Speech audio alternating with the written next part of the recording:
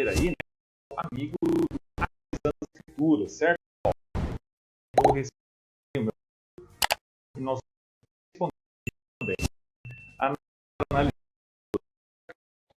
Desde já peço para que vocês inscrevam-se aí no meu canal, tá bom, pessoal? Que não é inscrito, certo? E já deem o seu curtir aí, tá bom, no vídeo, para que assim o YouTube divulgue a mais pessoas, porque nem todos estão recebendo as notificações, tá bom, pessoal, do meu canal. E peço aí a ajuda de todos vocês para isso, tá bom, pessoal? Então, desde já peço a atenção de vocês aí também. E uma novidade, uma surpresa para quem ficar até o final, vou dar o link aí, tá? Do vídeo de aula grátis do curso Interpretação Bíblica do Gênesis ao Apocalipse. Tá bom, pessoal?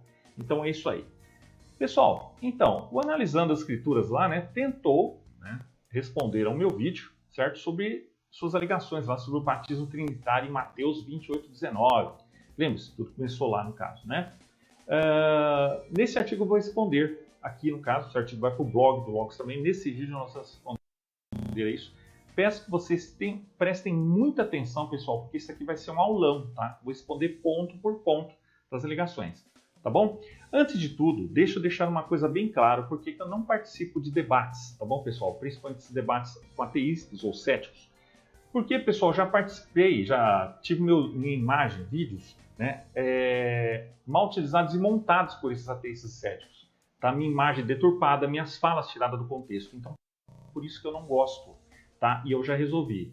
Tá? Não participo, não tenho tempo para participar de debates, é por isso também. Tudo que eu tenho para dizer, eu faço por meus vídeos ou pelos meus artigos, amplamente referenciados com fontes acadêmicas também. Tá bom, pessoal? Então é isso. Se alguém quiser responder com educação, eu aceito. Vem aqui com educação, eu respeito, e eu respondo aqui. Tá bom, pessoal? Nesse sentido, vindo aqui, respondam, tentem responder aos meus artigos e vídeos, tá bom? Com respeito. Não vindo com gracinhas, não vindo com ataques, ofensas, aí não dá, né? Então, vindo com respeito, tudo bem. E amigo, acho que é Ronaldo, né? Pode me chamar de você, tá bom? Sem formalidade, não precisa me chamar de senhor. Eu sou aqui um comunicador de conhecimento, um transmissor de conhecimento também, porque minhas fontes, o meu blog é amplamente referenciado também, tá? Então vamos lá. Aqui, vamos começar. Em nome de Jesus significa em nome da Trindade, tá, pessoal? Toda ligação dele lá baseia-se, eu não sei, possivelmente o amigo lá não acredita na Trindade, tenta alegar isso, mas pega ali versículos isolados. Vamos falar sobre isso. Pessoal, esse possivelmente é o último vídeo que eu faço sobre isso. Se ele fizer outra resposta lá, não vou falar mais sobre isso, porque, pessoal, muitas das alegações dele aqui que eu vou responder não tem base, fundamento no sentido de referências acadêmicas, como nós vamos ver mais para frente, tá? Inclusive aqui, então não vamos ficar delongando muito, vou fazer mais um vídeo, mas não, acabou por aqui esse tema. Eu posso responder outros dele lá, se vocês apoiarem meu canal aqui, tá bom? Então vamos lá. Todo o problema do batismo em nome de Jesus baseia-se na premissa de que a frase em nome de Jesus é uma fórmula batismal. É mesmo? Não há nada que sugira isso. Está claramente afirmado no capítulo 19, versículo 5 do livro de Atos, que a frase batizados em nome do Senhor Jesus não descreve uma fórmula batismal, meu amigo. Não é uma fórmula batismal. Você não entende? Eu já falei muitas coisas, o amigo não respondeu do meu blog. Eu já disse lá que, por exemplo, em nome significa em autoridade de. Quando um guarda fala assim, para em nome da lei, ele precisa enumerar todas as leis para o bandido parar? Não, ele só fala em nome da lei. Então, quando se falava em todas as citações que o amigo citou aqui, em nome de Jesus, não significa que era o batismo que estava sendo performado nessa forma, ele estava sendo na autoridade de Jesus. E que nós vamos falar sobre Mateus 19 lá, Mateus 28:19. Que muitas dessas seitas aí, né, principalmente unicistas, alegam essas coisas que não tem base acadêmica, tá? Somente esse pessoal aí que tem fraco conhecimento bíblico que fica alegando essas coisas aí, tá bom? Vamos falar sobre isso. Mas ele se refere a um batismo na igreja cristã com sua plenitude de verdade e fé no Messias ressuscitado, em oposição ao batismo de João, porque tinham outros batismos semelhantes, então tinha que diferenciar, por isso que era o batismo em nome de Jesus, entende? Em oposição ao batismo, né? Que foi realizado com o propósito de arrependimento, mas não gerou vida eterna. Tá bom? Assim, o batismo em nome de Jesus significa ser batizado na igreja cristã sob a condição de confessar Jesus como Filho de Deus, unigênito do Pai. Foi esse tipo de batismo que concedeu o Espírito Santo ao novo crente. Tá bom, pessoal? Então aqui nós estamos analisando ele aqui, analisando, tá bom? Os textos que falam de batismo em nome de Jesus não falam. Por isso que, pessoal, prestem bem atenção aqui que eu falo, pessoal. Porque tudo isso que eu falo aqui responde essas pessoas que estão vendo esses vídeos de céticos no YouTube, que ficam pondo dúvidas sobre a fé, e depois eu tenho que responder. Então, deem apoio aqui. Ó, tá? Falam de como era o batismo ou fórmula e sim sobre a autoridade sobre Jesus. Eu falei sobre isso no meu blog, né? Batismo já, aqui ó, em nome de Jesus Cristo, Atos 2,38 significa batismo conforme ordenado pelo Senhor já ressuscitado. Em Mateus 28,19, não há algo diferente. Porque é sempre assim com essas seitas, né, pessoal? Quando eles não conseguem refutar ou impor suas ideologias, sua teologia no texto bíblico, né, eles tentam alegar que o versículo não estava ali, o versículo foi adulterado pela igreja, essas teorias de conspiração, né, que parece estar tendo aqui no vídeo do amigo, né? Que a alegação, quem faz é Tonho, quem faz é Babini, alguns vídeos lá que eu já respondi, tá bom? E nós vamos falar sobre isso aqui também, tá? Não se esqueça da diferença de perspectiva entre a ordem de Jesus em Mateus 28,19 e as palavras de Pedro em Atos 2,38. Olha só, isso ele não respondeu lá, não interagiu. Eu já abri o vídeo dele e começou de novo citando os versículos ali. Em nome do Senhor Jesus, em nome do Senhor Jesus. Isso já falei sobre o que é isso, já falamos, mas ele não interagiu com os meus argumentos. Simplesmente fez o vídeo e descartou, né? Ele não interagiu. Em Mateus, Jesus diz aos batizadores como batizar. Prestem atenção. Em Atos, Pedro diz às pessoas não batizadas que Jesus é a autoridade sobre a qual elas devem ser batizadas. Por isso, pessoal, não se pode analisar um versículo isoladamente, sem contexto histórico, cultural, teológico. Por quê? Não dá, porque se você ler ali, eram batizados em nome de Jesus, dá a impressão que eram batizados em nome de Jesus, só nisso. Era sobre a autoridade. Ali não está falando sobre a forma. Olha, é o candidato ao batismo, a pessoa batizada, quem deve invocar o nome do Senhor. Atos 22,16 lança mais luz. Agora, por que você demora? Levante-se e seja batizado e lave seus pecados invocando o seu nome. Tá bom? Olha só, aqui está. A gramática da passagem mostra que quem está sendo batizado deve invocar o nome de Jesus. É o que chamamos de confissão de fé. Tá? Ok, pessoal, pode ser que também se batize, ok, em alguns casos, ali em nome do Senhor Jesus, mas isso não tira a trindade. Como nós vimos, vamos ver no final as alegações do amigo lá sobre Mateus 28,19. Tentam de toda forma atacar esse versículo porque menciona a trindade. Fala, por que não se batizava em nome da trindade? Pessoal, é sempre assim, essas seitas, eles tentam dizer que não estavam nos originais, mas eles não conseguem refutar isso, tá bom, pessoal? Não conseguem refutar a academia, os conhecimentos, estudos bíblicos sobre isso, tá? Então, por que esse versículo de Atos diz que deveríamos batizar em nome de Jesus e não em nome do Pai, do Filho e do Espírito Santo? É feito para oferecer uma distinção de outros batismos. Já falei isso aqui, né? Ao proclamar que os batismos seriam feitos em nome de Jesus Cristo, o autor inspirado de Atos estava apenas tentando nos desassociar dos batismos feitos por outras seitas. Não era uma instrução sobre como batizar. Entendeu, amigo?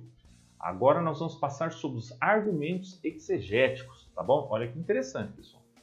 Para apreciar plenamente esse argumento, é preciso compreender o significado da palavra nome no sentido bíblico, tá, pessoal? Então não dá para vocês lerem a Bíblia. Se vocês quiserem ter um conhecimento profundo, não dá para vocês estudarem sem conhecimento básico ali, sem conhecimento exegético. O que essas pessoas fazem é exegese, que é pôr a doutrina, o pensamento deles no texto.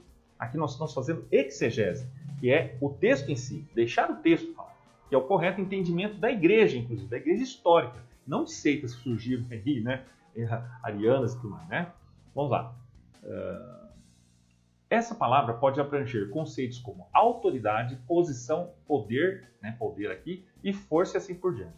Portanto, a frase, até os demônios nos estão sujeitos pelo teu nome, Lucas 10,17, pode ser interpretada e conceituada em termos de demônios obedecendo à autoridade de Jesus.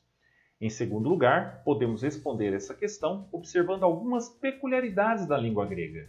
Tá bom, pessoal? Por isso que eu digo, quem quer se aprofundar, vai fazer o curso de Kit do Hebraico Bíblico da Universidade da Bíblia, que nós indicamos aqui, que tem todos esses conhecimentos bíblicos profundos e tem milhares de alunos, tá bom, pessoal? Está aqui na descrição e no comentário aqui, tá bom? Assim, em grego antigo, ser batizado em nome de Jesus Cristo soaria antes como ser batizado pela fé em Jesus, ou ser batizado pela confissão de fé em Jesus. Ou seja, isso não tira a Trindade, isso não tira, porque nós já vimos, falamos sobre a Trindade, não preciso falar aqui. Então, já falamos sobre isso, certo?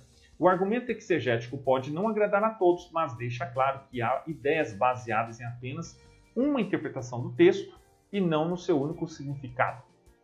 Tá? Olha só. Também na tradição apostólica de Santo Hipólito de Roma, no ano 235, lemos sobre uma tripla imersão e confissão de fé na Santíssima Trindade. Tá? Vamos falar sobre isso aqui. Quer dizer, ele alega lá no Concílio de Nicéia sempre, né? Vamos falar sobre isso. Aqui já falei. E lá ele não interagiu com os testemunhos, com as citações que eu dei antes de Tertuliano. Ele não falou nada. Falou rapidinho lá, só vou falar sobre isso. Vamos interagindo aqui. Aparentemente, esses são os primeiros registros relativos à prática do batismo na Igreja Apostólica. Tá? Assim, a Igreja batizou em nome da Santíssima Trindade desde os primeiros anos de sua existência. Poderiam os apóstolos realmente batizar em nome de Jesus? Fornecemos alguns argumentos contra essa opinião, mas presumivelmente eles poderiam fazer as duas coisas na primeira era cristã, confessando Cristo como Filho de Deus e professando a Trindade do Deus único. Ou seja, mesmo que for em nome de Jesus, como no caso, não omite a Trindade. Não vai nada contra a Trindade. Todas essas citações que ele fala, a igreja batizando em nome de Jesus, não tem nada contra a Trindade, não está falando nada ali contra a Trindade, está falando que em nome da autoridade de Jesus. Ou seja, só está confirmando o que eu falei. Tá? Continuando, ele não interagiu com as minhas citações, já falei sobre isso, que prova que a Trindade já era crida no primeiro século como a Didaquê. Ele só dá um puxadinho no final do vídeo dele lá sobre a Didaquê, porque parece que o amigo não conhecia, tanto que ele foi na Wikipédia, tentou ver a data que a Didaquê foi escrita. Pessoal, todo estudioso bíblico conhece a Didaquê. Esse pessoal, normalmente literalista bíblico, simplista, só fica analisando a Bíblia sem contexto, eles não conhecem outras obras, ou normalmente citam de citações aí pegas na internet, pegas aí sem fundamento, só porque viram ali alguma coisa, nem vão verificar se é verdade a citação que ele diz. Mas a Didaquê é amplamente conhecida e academicamente conhecida por qualquer estudioso. E a data dela é possivelmente ali no ano 70, quer dizer, dentro do primeiro século, junto com os escritos do Evangelho, dos apóstolos, ali estavam vivos. E aí, como é que fica, meu amigo? Os amigos aí vão tentar dançar, falar sobre isso, tentar negar isso? Não dá, né, pessoal? Não dá. Por mais que vocês tentem não distorcer, não dá. O texto bíblico não pode ser distorcido, tá? Ele só continua a repetir as mesmas citações do seu primeiro vídeo, citando o versículo, já falei sobre isso, tá? E mostrei citações de pais da igreja antes de Eusébio que falam da Trindade. Porque é incrível esse pessoal, né? O Tonho, principalmente o Tonho da Lua lá, né? O Tonho Piranda, né? Sempre tentando transformar Eusébio num vilão, que o Eusébio inventou tudo. O Eusébio inventou a receita do bolo da tia Clay, não sei o quê. O Eusébio inventou o testemunho flaviano. É incrível esse pessoal palpiteiro de YouTube, que não sabe nem comer ontem, né? Ficam falando coisas que nem sabem, né? O Eusébio era um historiador da igreja, um escritor eclesiástico, mas não significa que tudo que ele falou, literalmente, no sentido ali, era autoritário como outros. Por isso que a igreja, né?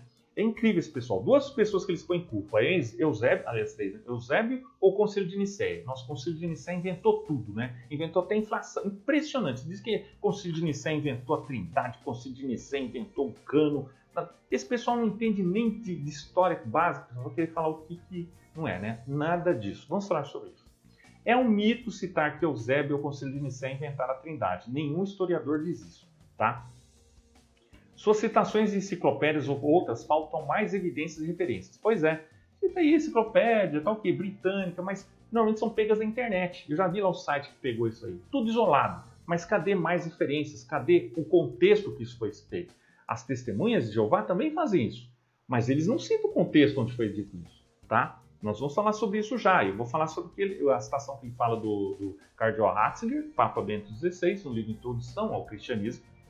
Ele cita ali que possivelmente a igreja mudou, tal, a fórmula era até o século IV era uma coisa, depois mudou.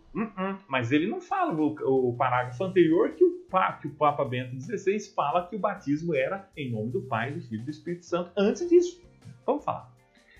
Em segundo lugar, aqui vamos falar. Em primeiro lugar, li a referência da Enciclopédia Católica, ela não diz absolutamente nada sobre a igreja batizar apenas em nome de Jesus e depois mudar para a fórmula trinitária para que essa referência possa ser removida, tá? Então, muitas vezes o pessoal pega essas referências isoladas aí, sem contexto, fonte, porque pega aquela coisa para dar autoridade, né? Engraçado, o amigo fala que eu citei somente uma fonte ali, que é a de Daqui, ele fala, enquanto ele citou várias. Não, meu amigo, eu citei vários, inclusive pais da igreja, você não refutou nada.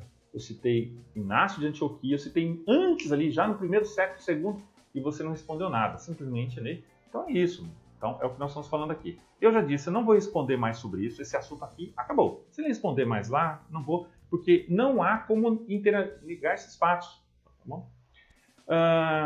Em segundo lugar, qualquer referência que não venha da Igreja Católica deve ser julgada com ceticismo saudável. Não creio que forneçam provas acadêmicas válidas de que a Igreja tenha mudado a forma como batizava. Tá? Isso é inquestionável. A Igreja primitiva acreditava e abraçava a doutrina da Trindade e apontava para esta realidade na forma como batizava os novos convertidos. Tal como Jesus ordenou, a Igreja primitiva pôs em prática a forma trinitária. Segundo a Didaquê, encontramos as seguintes palavras referentes ao batismo. Vamos lembrar aqui, de novo. Mas quanto ao batismo, batizem assim. Tendo primeiro recitado todos esses preceitos, batizem em nome do Pai, do Filho e do Espírito Santo em água corrente. Pode falar o que foi, meu amigo, mas isso aqui é autoritário, é o credo dos apóstolos, tá? Isso aqui não é ali, é altamente respeitável de Didaquê. Mas é bom estudar, né? Vamos estudar. O que é que eu ia falar? O Didaquê foi um tratado da igreja primitiva que explicava os ensinamentos de Jesus pelos apóstolos, tá? Então, aqui, ó, a primeira linha descreve o documento como o ensino do Senhor aos gentios ou nações pelos 12 apóstolos. Da mesma forma, deve-se notar que, como Jesus ordenou e a igreja primitiva praticava a fórmula trinitária do batismo, aparentemente eles estavam ensinando alguma doutrina antes de batizar as pessoas como seguidores de Cristo, tá? Olha só que interessante, pessoal. Você não acha que seria estranho ter tudo focado em Jesus e depois ser batizado em nome do Pai, do Filho e do Espírito Santo? A doutrina é importante, tá? Além disso, quando o Novo Testamento fala de ser batizado em nome de Jesus, a ideia é de ser batizado na autoridade. Já falamos sobre isso. Muitas passagens falam sobre isso, né? Olha lá. Atos 3,6 mostra Pedro curando em nome de Jesus, significando a autoridade de Jesus. Não tenho prata nem ouro, mas o que eu tenho, tudo isso te dou. Levanta-te e ande. Né? Então já falamos sobre isso. Creio que lá em Filipenses fala assim, tudo que façais, fizerdes, né? Façam tudo em nome do Senhor Jesus. Mas isso não significa que eu acordo de manhã, vou escovar o dente, faço em nome de Jesus. Vou tomar café da manhã, tomo café em nome da manhã em nome de Jesus. Não, o dia já está resumido ali. Né? O apóstolo Paulo expulsou um espírito em nome de Jesus, novamente usando a ideia da autoridade de Jesus. Ordeno-lhe em nome de Jesus Cristo que saias dela, tá?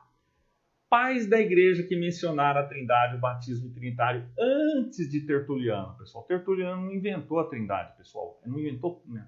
Só confirmou algo que já estava nas Escrituras e no conhecimento da igreja. Justino Marte, olha aqui, em sua primeira apologia, Justino se refere a Jesus como Filho de Deus e o Logos, que se fez homem, tá? Ele também menciona o Espírito Santo como a terceira pessoa da Trindade. E aí, pessoal? Antes dos arianos, né? Irineu de Lyon, em sua obra Contra as Heresias, Irineu defende a doutrina da Trindade contra os gnósticos. Pessoal, os concílios não foram para inventar a doutrina. Os primeiros cristãos ali tiveram que reagir contra as heresias. Tá? É fácil. Pessoal, a doutrina não veio pronto, caindo do céu o conhecimento. Foi gradativo, também houve um desenvolvimento dentro da igreja. Por isso que era preciso separar o joio do trigo. Por isso que a igreja separava ali, Paulo fala sobre isso, separar de meio as heresias. As heresias eram isso contra a ortodoxia bíblica, como essa, por exemplo, o arianismo.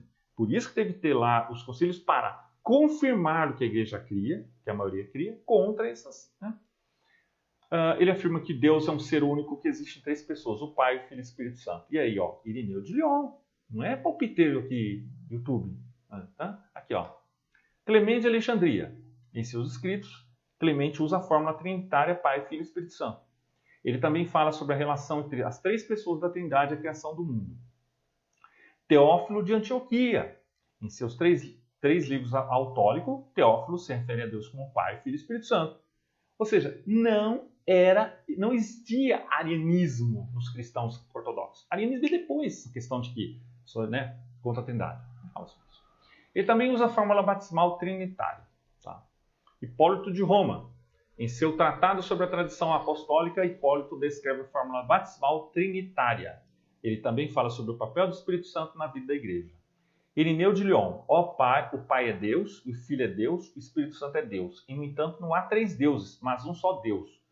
Hipólito de Roma, batizamos em nome do Pai, do Filho e do Espírito Santo. Tá? As obras de Eusébio... agora nós vamos falar sobre isso. As obras de que Eusébio não menciona a fórmula trinitária não eram focadas em teologia dogmática. Isso o amigo não fala. Tá? Isso que é preciso entender. Ele pode ter omitido a fórmula por não considerá-la essencial para o tema da obra.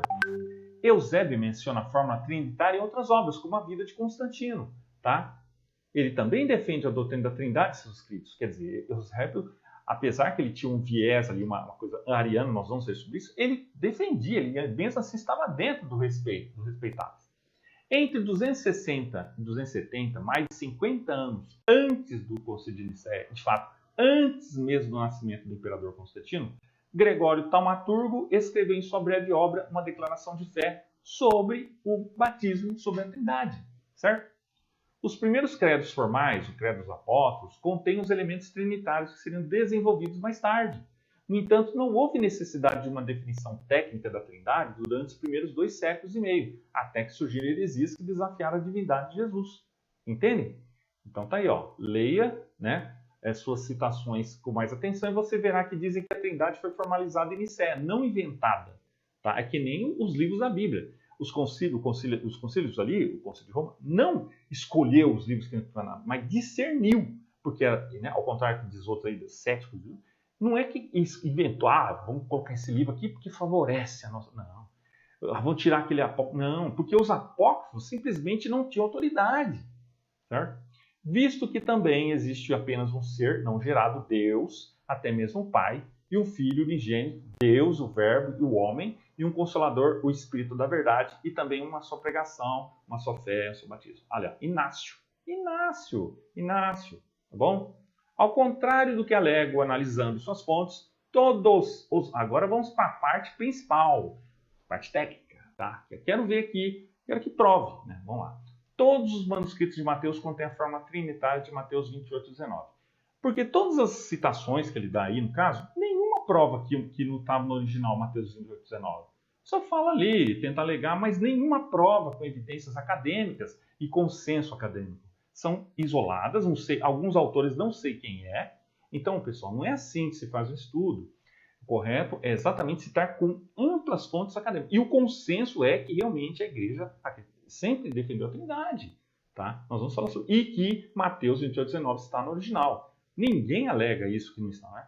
Embora não haja absolutamente nenhuma variação textual para Mateus 28, 19 nos manuscritos, alguns alegam que esses manuscritos estão todos errados e que uma corrupção entrou em cena durante o Concílio de Nicéia em 325, quando a Trindade foi aceita. Há 2 pontos a ter em mente aqui. Primeiro, a Trindade não foi codificada até 381. O Concílio de Nicéia em 325 apenas decidiu que Jesus era Deus, deixando o Espírito Santo fora da equação. Em segundo lugar, existem vários papiros gregos que datam do século III. A teoria diz que Eusébio citou uma versão abreviada de Mateus 19 antes do Concílio de Nicéia em 325 e depois citou a versão mais longa e mais trinitária. Isso supostamente prova que a igreja decidiu mudar a Bíblia para dar mais credibilidade à teoria da Trindade. Não considero essa hipótese convincente por 4 razões. Eu vou falar mais adiante, tá, pessoal, em outro vídeo, mas aqui não, senão vai ficar muito longo. Em primeiro lugar, Eusébio não era trinitário, ele era um ariano. Ou seja, o amigo lá cita Tertuliano, porque aparentemente ele era trinitário, mas ele não fala que Eusébio era ariano. Quer dizer, interessante isso, né? Quer dizer, 2 pesos, 2 medidas? Não, precisa entender isso, a posição. Por que cada um, certo? Já falamos isso. Não se conhece nenhum manuscrito de Mateus, é isso que eu quero que todos provem aí, que o manuscrito de Mateus que não tenha o Mateus 28, 19, que não tenha a fórmula trinitária, né? Que tenha a forma abreviada do versículo.